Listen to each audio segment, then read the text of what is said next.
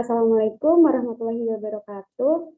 Perkenalkan, nama saya Istiqomah dengan NIM 205211192 dari Prodi Teknik Kimia Fakultas Teknologi Industri Universitas Islam Indonesia. Di sini untuk memenuhi tugas ujian tengah semester Islam Rahmatan lil Alamin, saya akan menjelaskan beberapa materi. Yang pertama ada konsep Islam Rahmatan lil Alamin berdasarkan Quran Surat Al-Anbiya ayat 107. Ada pula interaksi nilai keislaman dengan bidang ilmu teknik kimia. Dan yang terakhir ada perwujudan hasil integrasi nilai keislaman pada bidang ilmu teknik kimia. Lanjut, saya akan menjelaskan. Pertama itu adalah rahmatan lil alamin, adalah prinsip utama dalam Islam. Secara spesifik, Al-Quran menyebut istilah tersebut dalam Quran Surat Al-Anbiya ayat 107. Nah, namun dalam kehidupan umat Islam sendiri, istilah tersebut mengalami berbagai pemaknaan. Tidak jarang umat Islam, bahkan yang mengatasnamakan Islam sekalipun, justru tidak mencerminkan dari nilai yang dikehendaki oleh semangat rahmatan lil alamin itu sendiri. Oleh karena itu, saya akan menjelaskan apa itu rahmatan lil alamin berdasarkan Quran Surat Al-Anbiya ayat 107. Sebelum kita lebih jauh, alangkah lebih baiknya kita mengetahui apa isi dari Quran Surat Al-Anbiya ayat 107. A'udzubillahi minasyaitonirrajim. Bismillahirrahmanirrahim. Wa ma arsalnaka illa rahmatan lil alamin. Yang artinya, dan kami tidak mengutus engkau Muhammad melainkan untuk menjadi rahmat bagi seluruh alam. Nah, di sini referensi yang saya pakai yang pertama ada Ahmad Mustafa Al-Marghani. Dalam tafsir Al-Marghani menyatakan bahwa Rasulullah SAW diutus dengan membawa ajaran yang mengandung kemaslahatan di dunia dan di akhirat. Hanya saja orang kafir tidak mau memanfaatkannya dan berpaling darinya akibat tabiatnya yang telah rusak, tidak menerima rahmat ini dan mensyukuri nikmat ini, sehingga tidak bisa merasakan kebahagiaan dalam urusan dunia maupun akhirat. Nah, ada pula nih dari tim tafsir Universitas Islam Indonesia dalam Al-Quran dan tafsirnya itu mengungkapkan bahwa orang-orang yang beriman dan mengikuti petunjuk agama itu akan memperoleh rahmat dari Allah berupa rizki dan karunia di dunia dan di akhirat. Nanti mereka akan memperoleh rahmat berupa surga yang disediakan oleh Allah bagi mereka. Sedangkan orang-orang yang tidak beriman akan memperoleh rahmat pula, karena dengan cara yang tidak langsung mereka mengikuti sebagian ajaran-ajaran agama itu, sehingga mereka memperoleh kebahagiaan hidup di dunia. Nah, Rasulullah SAW adalah rahmat. Bukan saja kedatangannya beliau membawa ajaran, tetapi sosok dan kepribadian beliau adalah rahmat yang dianugerahkan Allah Subhanahu wa Ta'ala kepada beliau. Ayat ini tidak menyatakan bahwa kami tidak mengutus engkau, hai Muhammad, untuk membawa rahmat, tetapi sebagai rahmat atau menjadi rahmat bagi seluruh alam.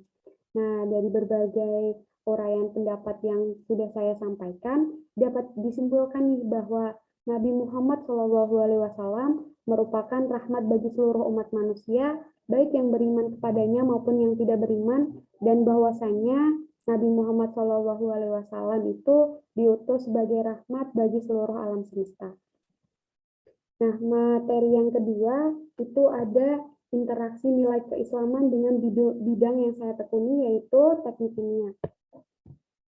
Langsung saja, yang pertama itu ada kimia dalam perspektif Islam. Nah, ilmu kimia itu merupakan ilmu yang banyak dikembangkan dan diwariskan para ilmuwan muslim pada abad keemasan Islam. Bahkan hingga saat ini, konsep kimia dan industri kimia yang ditemukan di masa itu masih menjadi sumbangan yang penting bagi peradaban modern.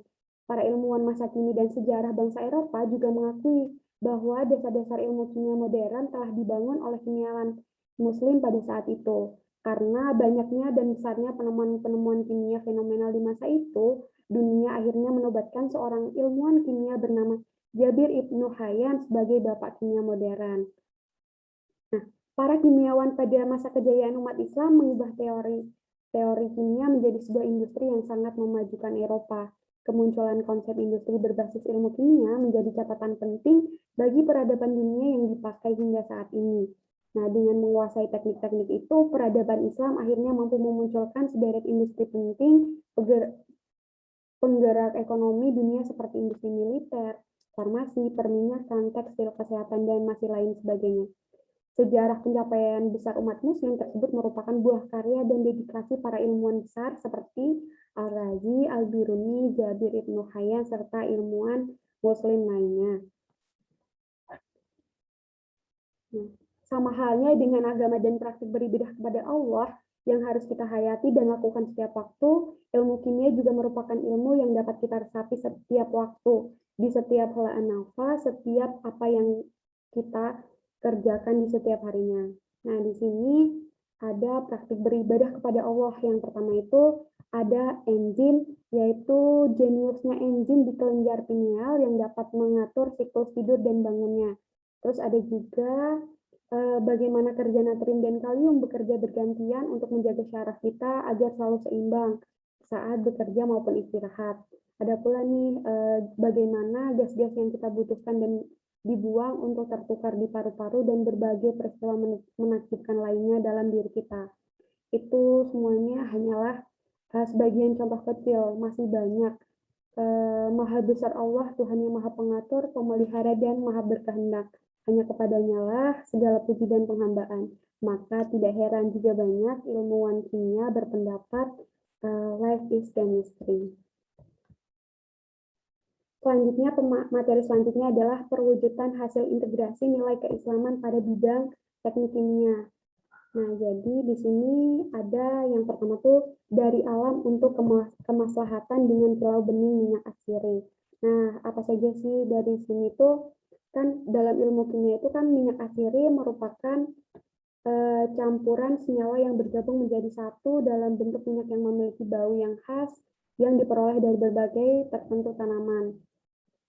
Manfaatnya pun juga banyak nih, seperti memiliki sifat bakterisida atau antibakteri sehingga dapat digunakan untuk mengobati infeksi urogenital, memperbaiki jaringan yang rusak, mengurangi rasa tegang pada perut atau gejala kolik, mengobati luka dan menyembuhkan koreng. Selanjutnya ada pula fungsi lain dari minyak asiri adalah wewangian. Nah, jadi tak kalah penting penggunaan minyak asiri ini sebagai bidang parfum atau wewangian.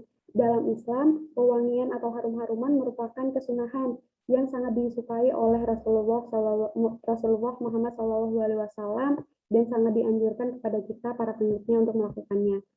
Seperti Nabi Muhammad SAW bersabda, yang artinya aku diberi kesenangan di dunia ini, yaitu wanita harum-haruman dan kesejukan mata dalam sembahyang.